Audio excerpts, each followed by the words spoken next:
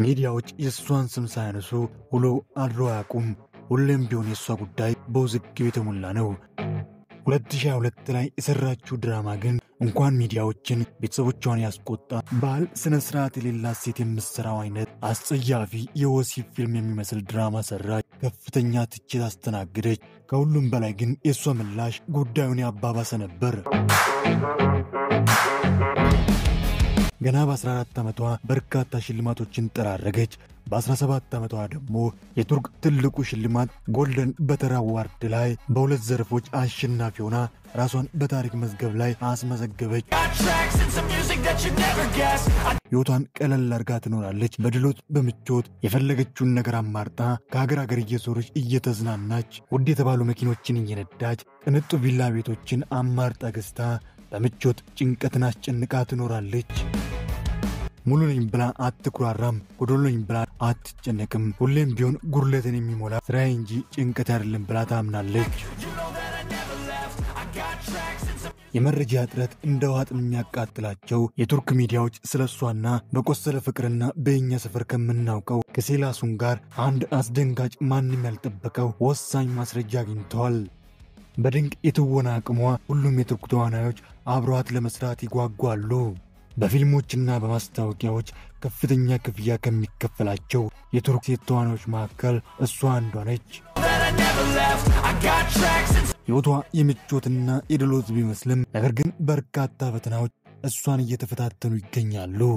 ሞዴል፣ የማስታወቂያ ባለሙያ፣ አንቱ የሚያስብል የትወና አቅም ያላት የተወዳጁ የመንታ መንገድ ድራማ ንግሥት ሜሊኬ ወይም አካኑር ሳንካኩታን። ሰላም ውድ የቃና መሳጅ ቤተሰቦች እንዴት ናችሁ? እንዴት ቆያችሁልን? ምርጡን እያሳደደ ወደ እናንተ ማድረስ የማይሰለቸው ቃና መሳጅ ዛሬ ደግሞ በተወዳጁና በተናፋቂው መንታ መንገድ ድራማ ላይ ድንቅ የትወና አቅሟን እያስመለከተችን ስለምትገኘው ስለ ሜሊኬ ግለ ታሪክ በስፋት እንመለከታለን። ስለ ቤተሰቦቿ፣ ስለ አስተዳደጓ፣ ስለ ሰራቻቸው ድራማዎች እንዲሁም ስላገኘቻቸው ሽልማቶች፣ አድናቆቿን ስላስቆጣው፣ ቤተሰቦቿን አንገቷን ስላስደፋው የድራማ ትዕይንት በርካታ ውዝግብን እያስነሳ ስለሚገኝ ስለሷና የእኛ ሰፈሩ ሴላሱን ተገኘ ስለተባለው ማስረጃ እናንተ ብቻ እስከ መጨረሻው ከእኛ ጋር ቆዩ እንጂ ወጭ ጉድ የሚያስብን የህይወት አጋጣሚዎችን እውነተኛ ማንነቷን ወደ እናንተ እናደርሳለን። በቀጣይ የማን ግለ ታሪክ ሰራ የፈለጉትን የወደዱትን የተዋናይ ስም በአስተያየት መስጫ ላይ አስቀምጡ።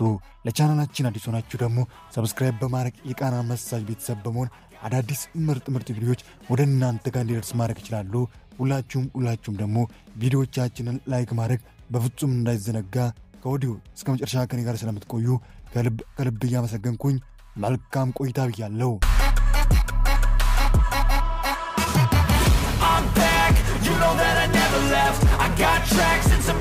በቲያትር ላይ በምታሳየው ድንቅ የትወና አቅም የንስር አይን ካላቸው የቱርክ ዳይሬክተሮች መካከል ኦዝባን የተባለው ታዋቂው ዳይሬክተር 2018 ላይ ለመስራት ላሰበው ድራማ እሷን መረጣት። ምንም እንኳን የመድረክ ቲያትር ተዋናይ ብትሆንም እሷም ግን የመጣላትን ዕድል በፍጹም አላባከነችም። ጉልፈር በተሰኘው የቴሌቪዥን ተከታታይ ድራማ ላይ ከ2018 እስከ 2019 ድንቅ የተባለ የትወና አቅሟን ገና በ17 ዓመቷ አሳየች። እንዲሁም ድራማው በተመልካች ዘንድ ተወዳጅነትን አተረፈ። ቱርክን አልፎ በተለያዩ ሀገራት መታየት ጀመረ። ይህ ድራማ የህይወቷን አቅጣጫ የቀየረ ወደ ሲኒማ ዓለም የምትገባበትን በሮችን ሁሉ የከፈተላት ወርቃማ ዕድል ነበር። ድራማውን የተመለከቱ ሁሉ ማነች ኬትነች ብሎ ስለሷ ማጣራት፣ ስለሷ መጠየቅ ጀመረ።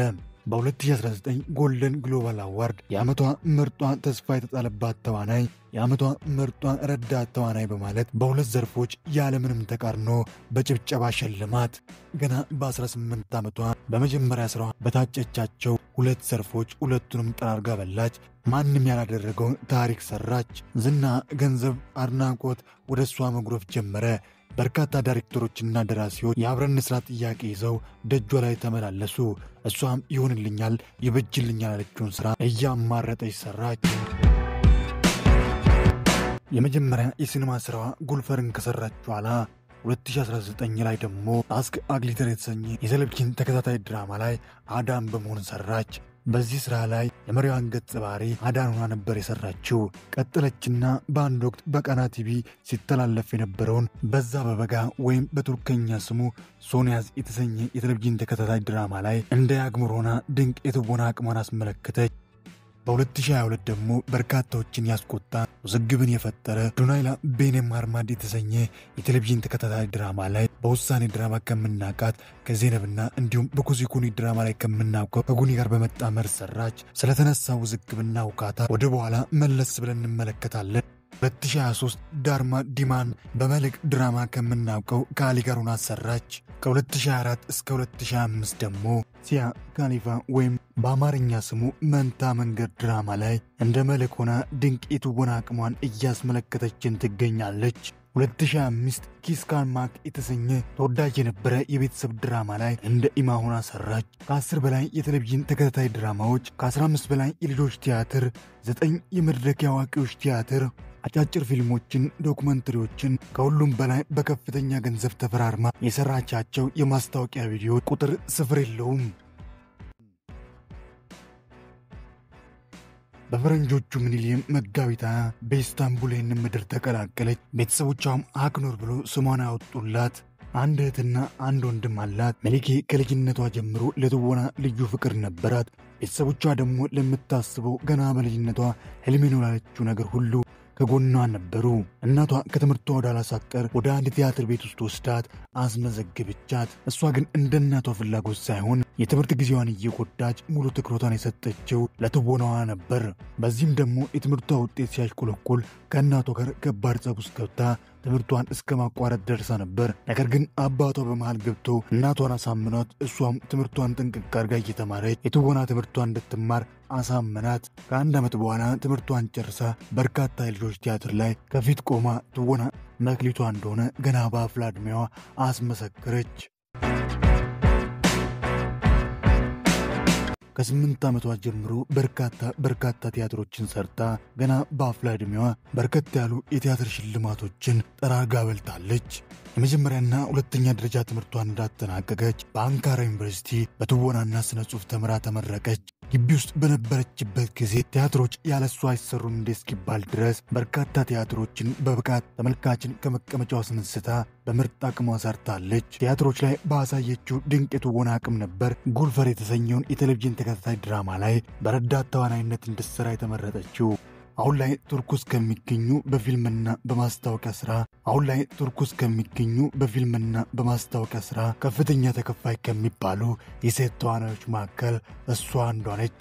ራሷም ለቤተሰቦቿ ለወዳጆቿም ጭምር ደርሳ የፈለገችውን ገዝታ የወደደችውን ሀገር እየዞረች እየጎበኘች የመረጠችውን እየለበሰች 2 እና 3 መኪኖችን ገዝታ በፈለገችበት ቦታ ብልጡ የተባለ ቪላ ቤት ውስጥ ትኖራለች። አሁን ላይ አጠቃላይ የሀብት መጠኗ ከ1.8 ሚሊዮን የአሜሪካን ዶላር በላይ በካዝናዋ እንደሚገኝ ይገመታል። ለእያንዳንዱ ስኬቷ ግን ሁሌም ቢሆን ቤተሰቧን ታመሰግናለች። ቤተሰቦቿ ከጎኗ ባይሆኑ ዛሬ የደረሰችበት ደረጃ እንደማትደርስ ሁሌም በምስጋና ትመሰክርላቸዋለች። ጎበዝ ስፖርተኛ ነች። ጤናዋን ቅርጿን ትጠብቃለች። ዋና አብዝታ ትወዳለች። ለውሾች ልዩ ፍቅር አላት። በፍቅር ሕይወቷ ከሁለት ወንዶች ጋር ግንኙነት ነበራት። ዴኒስ ከተባለ ተዋናይ ጋር በአንድ ፊልም ላይ ተዋውቀው ትውውቅነታቸው እያደገ ጓደኛሞች ከ2019 ጀምሮ ደግሞ በፍቅረኛሞች ለ3 ዓመታት ያክል በፍቅር ክንፍ እንዳሉ ከ3 ዓመት በኋላ ግን የፍቅራቸው ጉዳይ ሊዘልቅላቸው አልቻለም። ምክንያቱ ባልታወቀ ሁኔታ ጥንዶቹ በስምምነት ተለያዩ። ለዓመታት ስራዋን ብቻ ብላ በብቸኝነት ሕይወቷን መርታ 2005 ላይ የኔ ያለችውን ሰው አገኘች። እሱም በቆሰለ ፍቅር ድራማና ተወዳጅና አጓጊ የቱርክ የምንጊዜም ምርጡ ድራማ በሚባለው በየኛ ሰፈር ከምናውቀው ሴላሱን ወይም በትክክለኛ ስሙ ከቢላል ጋር ግንኙነት ጀመረች። ግንኙነታቸው ወራትን አስቆጥሮ ዓመት እንኳን ሳይሞላ ያልተጠበቀ ነገር ተከሰተ። ጥንዶቹ በተዋወቁ በ9 ወራቸው አነስ ያለ ድግስ አዘጋጅተው በድብቅ እንደተጋቡ መረጆቹ የድብቅ ፎቶዎችና ቪዲዮዎች ማህበራዊ ሚዲያውን አጥለቀለቁ። ጥንዶቹም ጉዳዩን ሳያስተባብሉ እጅ ለእጅ ተያይዘው ፊት ለፊት ወጡ። በመዝናኛ ቦታዎች የምሽት ክለቦች መታየት ጀመሩ። በአንድ ወቅት ስለተዋወቁበት አጋጣሚና ስለ ግንኙነታቸው ሴላሱን ሲጠየቅ ትውውቅነታችን በአንድ የማስታወቂያ ሥራ ምክንያት ነበር። የዛን ጊዜ ያን ያክል አንግባባም ነበር። ለነገሩ እሷም እንደዛሬው ሳይሆን ትንሽ ጉራ ነገር ነበራት። ያው እንደሚታወቀው በመጀመሪያ በፍቅሯ ጠብ ያልኩት እኔ ነኝ። ዛሬ እንደምታዩት እሷን ከጎኔ ማድረግ ቀላል ነገር አልነበረም። ትንሽ ጉራ ነገር ነበራት። በብዙ ትግል ነው በእጅ አስገባዋት። ዱናይላ ቤንም አርሚዳ እስከዛሬ ከሰራቻቸው ስራዎች ስሟ ገኖ እንዲወጣ ያደረገ የቴሌቪዥን ተከታታይ ድራማ ነው። በዚህ የቴሌቪዥን ተከታታይ ድራማ ላይ በሁለተኛው ክፍል በአንደኛው ትዕይንት ላይ አድናቂዎቿን ያናደደ፣ ቤተሰቦቿን ያበሳጨ፣ አንገታቸውን ያስደፋ፣ ስርዓት፣ ባህል፣ ስነ ስርዓት የምታውቅ ሴት እንዴት እንደዚህ ትፈጽማለች ተብሎ በርካታ ትችቶችን ወደ እሷ እንዲጎርፍ ያስደረገ ትዕይንት ላይ ተሳታፊ ነበረ። ትዕይንቱም ግልጽ ሆኖ ከሚሰሩ የወሲብ ፊልም ባልተናነሰ ሁኔታ አንዲት ሴት ፍቅረኛዋን እያሰበች ናፍቆቷን በግል ወሲብ የምትወጣበት ትዕይንት ነበር። ሚዲያዎች መነጋገሪያ ያደረጓት፣ ከበርካቶች ዘንድ ትችትና ወቀሳን አስተናገደች። በዚህ ጉዳይ ላይ ጥያቄዎች ሲበዙባት ምላሽ ብላ የተናገረችው ነገር ጉዳዩን ያባባሰ ነበር። ስለዚህ ጉዳይ ባላወራ ደስ ይለኝ ነበር። ሁሌም ቢሆን እኔ ዳይሬክተሩ ያዘዘኝ ስክሪፕቱ ላይ የተጻፈውን ሁሉ ለማድረግ ዝግጁ ነኝ ብላ ወትሮ በተለየ መንገድ ማህበራዊ ሚዲያዋ ላይ ለራቁት የቀረበው ፎቶዎችን እየለጠፈች እሳት የነበረው ጉዳዩ ላይ ቤንዚል አርከፈከፈች። 1 ሜትር ከ69 ሴንቲሜትር ስትረዝም 65 ኪሎ ትመዝናለች። ማህበራዊ ሚዲያ ላይ ያላትን ተከታይ ስንመለከት በኢንስታግራም ገጿ ላይ ከ1.5 ሚሊዮን በላይ ተከታይ ሲኖራት እሷም 912 ሰዎችን ስትከተል 249 ፎቶዎችን ለወዳጅና ለአድናቂዎቿ አጋርታለች። ውድ የቃና መሳጅ ቤተሰቦች መልኬን እንዴት አገኛችሁ? እስኪ መልኬን በትወናዋ የምታደንቁ የምትወዷት ላይክ እያላችሁ ፍቅራችሁን ግለጹ። በቀጣይ የማን ግለ ታሪክ ይሰራ የፈለጋችሁትን የወደዳችሁትን ተዋናይ ስም በአስተያየት መስጫ ላይ አስቀምጡ። ለቻናላችን አዲስ ሆናችሁ ደግሞ ሰብስክራይብ በማድረግ የቃና መሳጅ ቤተሰብ በመሆን አዳዲስ ምርጥ ቪዲዮዎች ወደ እናንተ ጋር እንዲደርስ ማድረግ ይችላሉ። ሁላችሁም ቪዲዮቻችንን ላይክ ማድረግ እንዳይዘነጋ። ላይክ ባደረጋችሁ ቁጥር የምንለቃቸው ቪዲዮዎች በጠቅላላ ቀደም ብለው ወደ እናንተ ጋር ይደርሳሉ። ስለ ሁሉም እስከ መጨረሻ አብራችሁን ስለነበራችሁ ከልብ እያመሰገንኩኝ በቀጣይ በቆንጆ ስራ በቆንጆ ቪዲዮ እስክንገናኝ ክፉ አይንካዎት፣ ደግ አይለፎት። አገሬ ሰላም ትሁን።